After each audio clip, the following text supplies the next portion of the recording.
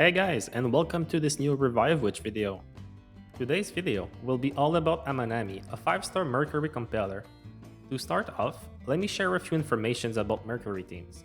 All Mercury characters are either Guardian, Mage, or Compeller, which basically means Mercury teams should all have one of each. There are no Mercury healers right now, I don't even know if there will ever be one, but Compellers can heal too. That makes Compellers mandatory in Mercury teams in order to survive any fight of your level. If healers in this game are defensive, then Compellers are the offensive version of healers. They don't provide as much survivability as healers do. Instead, they come with some buff and debuff to increase your damage. That's where Amanami comes into place. All of her skills are increasing your team damage, which is amazing. Amanami can do multiple things. She can heal, deal damage, increase party attack stat, increase all allies damage dealt, increase magic damage taken by enemies. That's 3 different ways to increase your damage, and I love it. Now let's take a look at her skills and passive. Her skill is simple. It heals based on her attack stat and gives an attack boost to the whole team. It costs 3 order energy and gives back 1, so the real cost is actually 2. It still gives 3 chaos energy, so that's an amazing way to build your chaos energy bar. I've been using her in my team since the beginning with Oshpia and Fallen, and her heal is plenty enough to keep everyone alive. Just make sure she's got some good attack stats, since the heal scales off her attack. From my personal experience, my Amanami is healing around 50% of my Fallen max health, which is pretty good. Now if we look at her second skill. This one is a charge skill, you cannot just press it to activate it. It will automatically trigger after 4 skills are used in your party.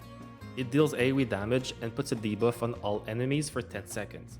It will increase the magic damage taken by enemies by 30%. This skill is really strong for multiple reasons. Since it is a charge skill, it does not cost any order or chaos resources. Which means, for example, you could spam defensive skills and you would still do damage to enemies, because the skill would trigger here and there. Then the magic damage increase is really good too. 30% for 10 seconds is one of the best offensive debuff in the game, in my opinion. The damage on this skill is fine, it's of course lower than what a mage would do. I mean, mages also have a higher base attack. Lastly, her passive. As you can expect from Amanami, it's another damage increase. This time, it is a buff on the whole team that increases damage dealt by 10% and 20% at level 2. So for every Amanami skills used, she's giving this buff to everyone and it stacks up 2 times, for a total of 20% at level 1 and 40% at level 2. She's increasing your team damage with 3 different buff debuff, which makes it even better than if, for example, she was boosting your team's attack 3 times. Okay, let's talk about team comps. If you remove healers from the equation, every single magical unit is Mercury, so there's no reason to not go for a triple Mercury team with the synergy stat boost. Like I said earlier, all Mercury teams should have 1 Guardian, 1 Mage and 1 Compeller.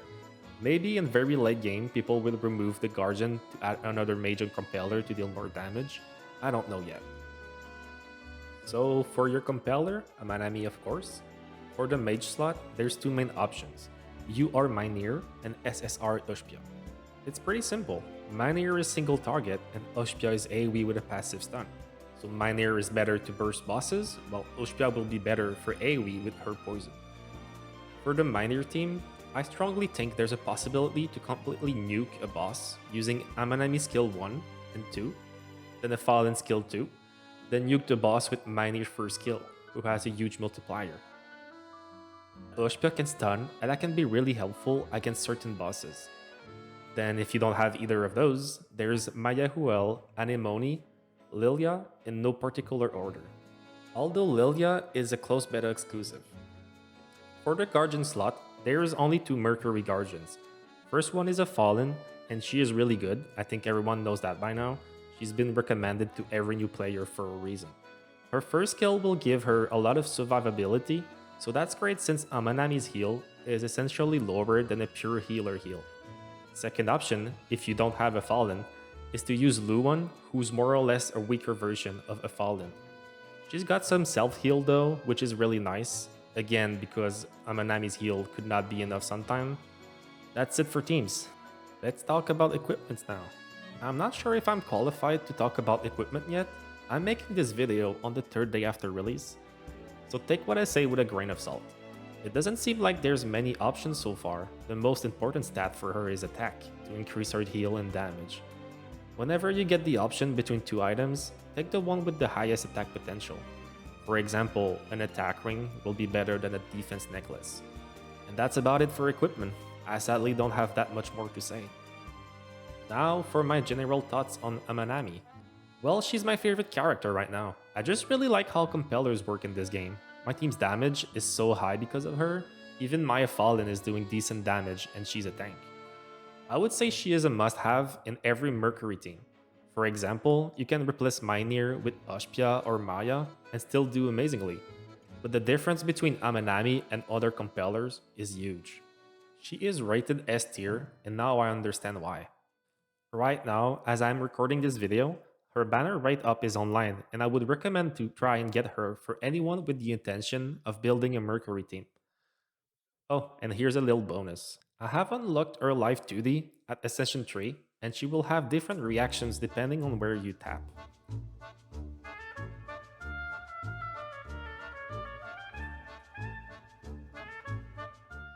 That's it for today's video. Thanks for watching. I hope you enjoyed, and I will see you in the next one.